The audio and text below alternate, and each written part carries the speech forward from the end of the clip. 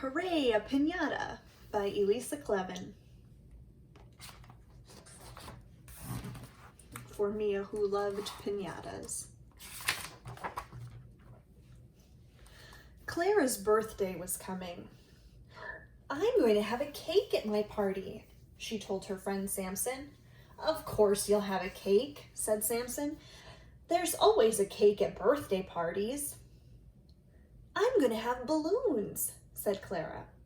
Everyone has balloons, said Samson. I'm going to have a piñata too, Clara added proudly. Mama's taking me to pick one out this morning. Want to come? Hooray, a piñata! Samson clapped. I love piñatas. I love piñatas too, said Clara as her mother led them to the piñata store. I love to fill them with candy. I love to whack them, said Samson. And smack them and crack them, said Clara. And smash and break them, cried Samson. And watch the candy fall, yelled Clara. And eat the candy, shouted Samson. There were so many piñatas to choose from. Donkeys and dinosaurs, peacocks and stars, robots and ice cream cones, lions and lambs, all ruffly and fluffy in their bright paper curls. There was even some monster piñatas. Samson made a face at a big jagged one. Get this scary thundercloud monster, Clara. A thundercloud monster? Clara shook her head. I like this little dog. Can I get him, Mama? If that's the one you want, her mother said. He's the one, said Clara.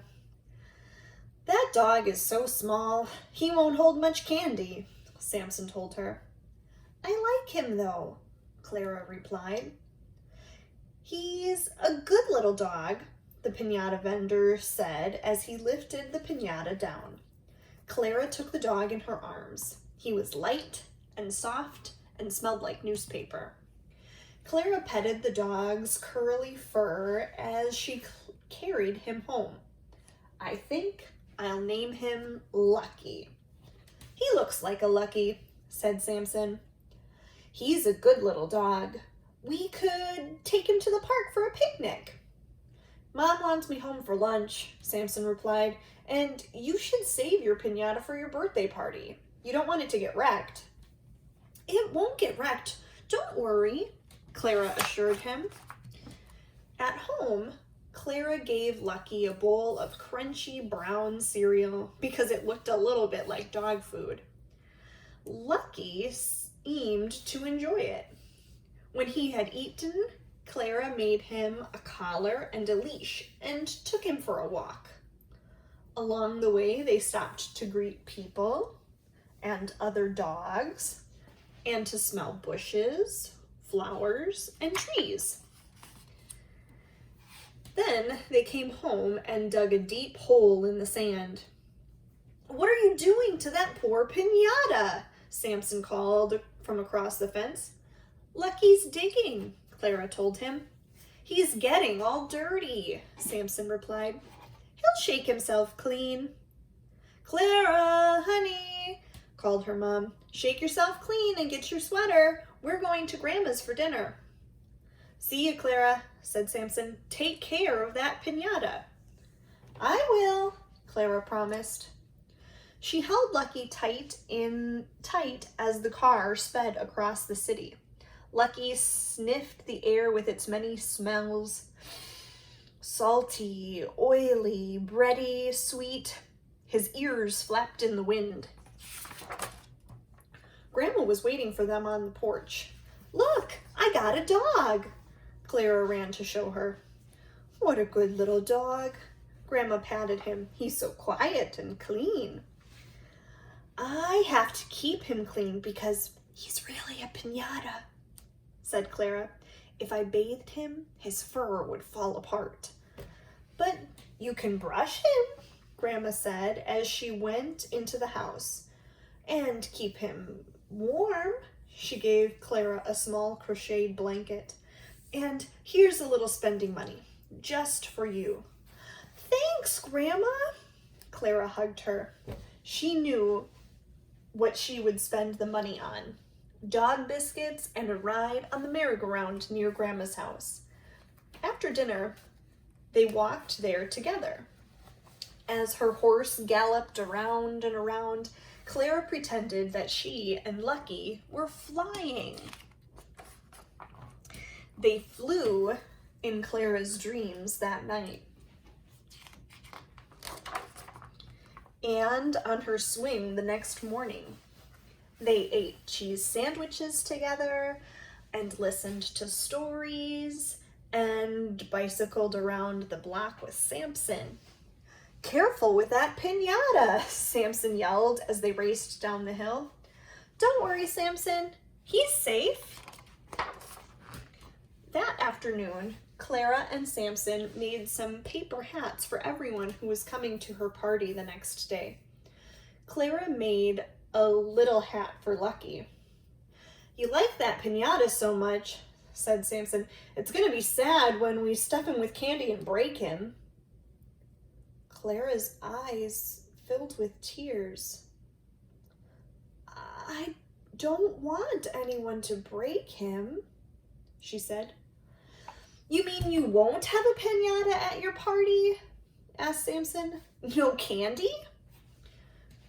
We can have candy in bowls, Clara suggested, though she knew it didn't sound like much fun.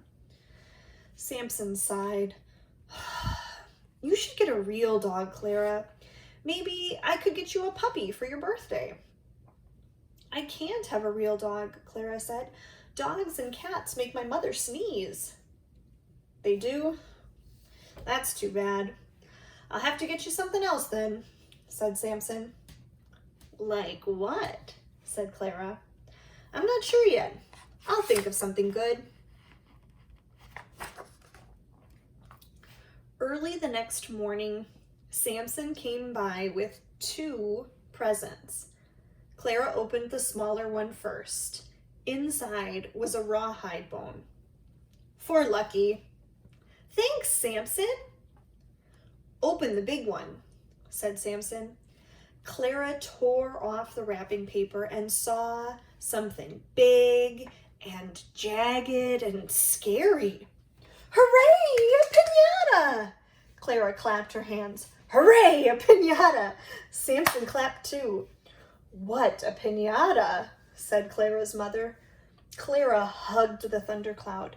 Let's fill it with candy right now. Before you make friends with it too, laughed Samson.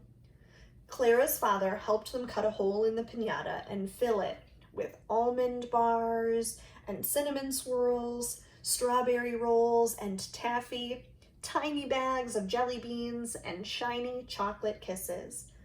Then they taped the hole shut and hung the heavy thundercloud in Clara's tree. The piñata scowled at the guests as they arrived at the party. It glared as they sang and ate cake. It grinned its toothy monster grin as children took turns trying to break it. They whacked it and cracked it, mashed it and bashed it. But still the storm cloud did not open until Clara gave a thundering thwack and candy showered down.